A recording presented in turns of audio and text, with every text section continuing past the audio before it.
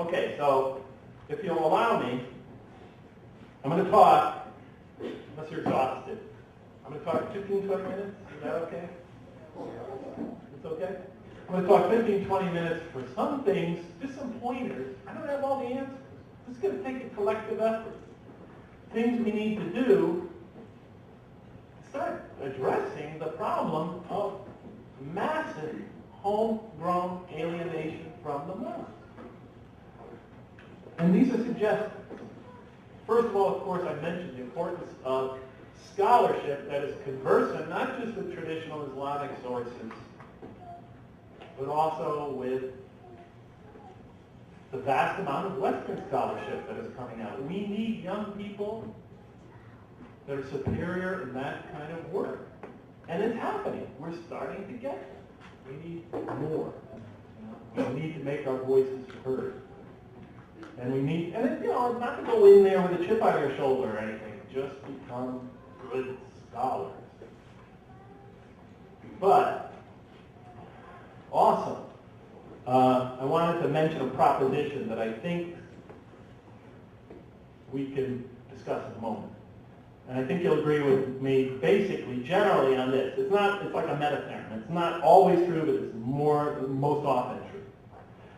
And the theorem is this: the greater the number of practices and beliefs that we insist are essential to Islam, that we identify with Islam. This is Islam. Islam requires this. And you hear it all the time. Even though there might be very vigorous debate among the scholars right now in the Muslim community about a particular thing, you'll hear whoever happens to take this position or that position say, this is Islam. Even though they never really read, even though they haven't studied this in an objective, thorough, scholarly manner, they promote it as Islam. But what I'm trying to say is the greater number of practices and beliefs that we claim, or we insist, are demanded by Islam, the fewer will be the number of people who will consider Islam as a religious option. This goes for children growing up here, recent converts, potential converts, non-Muslims who encounter the community. Are you following me? Let me give you a quick example. When I first became a Muslim in 1982, you may agree with some of what I'm saying, you may disagree with some of it. Just to give you an example. The first few weeks, first few months I was a Muslim, it seemed like every Muslim I met was only too eager to share with me something he or she felt was, leave out the she, he felt was demanded by the religion, even though it was probably tenuously linked to it. There was no direct or powerful or overriding evidence, or it wasn't like there was unanimity among the scholars past and present. For example, I was told, some of this, it was 1982, our community has grown up a little, so some of this is going to seem maybe a little funny, but I was told that I must wear Middle Eastern clothing. I was told that's sunnah, and you have to wear Middle Eastern clothing if you want to be a good Muslim. I was told that I could never listen to any music of any kind. I was told that I must make all my supplications in Arabic. I remember saying to them, what, does God not understand English? I was told that I must not whistle, that I must not use utensils when I eat, but I have to eat with my right hand, cannot have a television, cannot wear a tie because it looks like a cross, must overthrow the American government when the first opportunity arises. Actually, that one's probably okay. No, look, I'll never get back in the country. They'll probably send me to Syria. The women cannot leave their house without their husband's permission. There were a whole ton of women ones. Women can't vote, women can't work outside the home. Islam says that women can't drive. I was told that Islam forbids democracy, that Islam demands that I change my name to an Arabic one, even though Bilal and Salman al-Farsi are esteemed non-Arab Muslims with non-Arabic names. And the Prophet, peace be upon him, never complained about that. That targeting civilians is permissible in jihad, and so forth and so on and on and on and on. And if I hadn't read the Quran before becoming a Muslim, and go through that amazing experience, I would have left the religion just from the utter confusion of it all. All this and much, much more was told to me is demanded by Islam.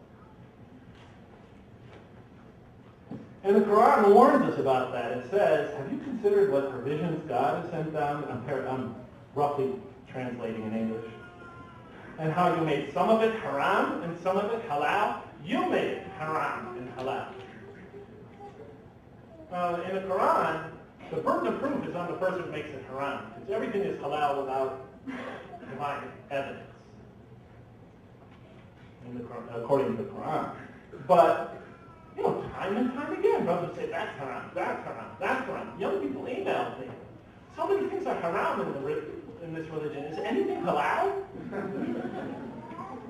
And then the verse says, has God indeed permitted you to do this, or do you invent a lie concerning Allah? In the Quran, inventing a lie concerning Allah is a big deal. When the Quran speaks about shirk, it doesn't just mean associating other beings as partners with God. If you read those, I looked up every instance of the use of the word shirk or the verb sharaka in the Quran, and much of it is about people who associate their own whims or fancies with God. It's a major problem, because that's how you destroy religion. That's how you destroy religion, because it builds a barrier between the potential spiritual seeker and whatever truths you might be trying to share. So when I first was interested in Islam, when I was a graduate at Purdue, I was talking to my friend Muhammad, who was from the Middle East. He was also a graduate student in mathematics. I said to him, how did the issue of women, and we got talking about that in adultery, and finally he said to me, Jeff, you got to understand something. In Islam, it's bad for a man to commit adultery.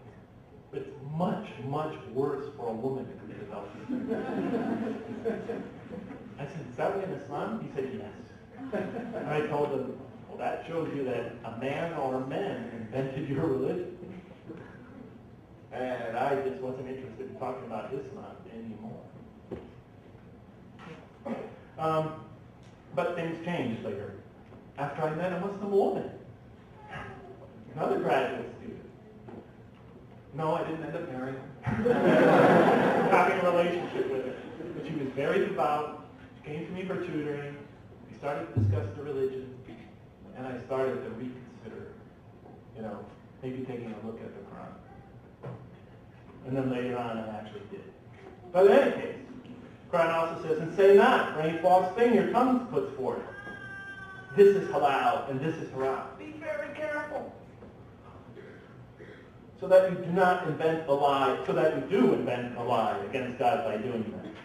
And I have many other references of that form, but I don't want to exhaust you with it all. I'll just give you this example. We Muslims believe we have a message to share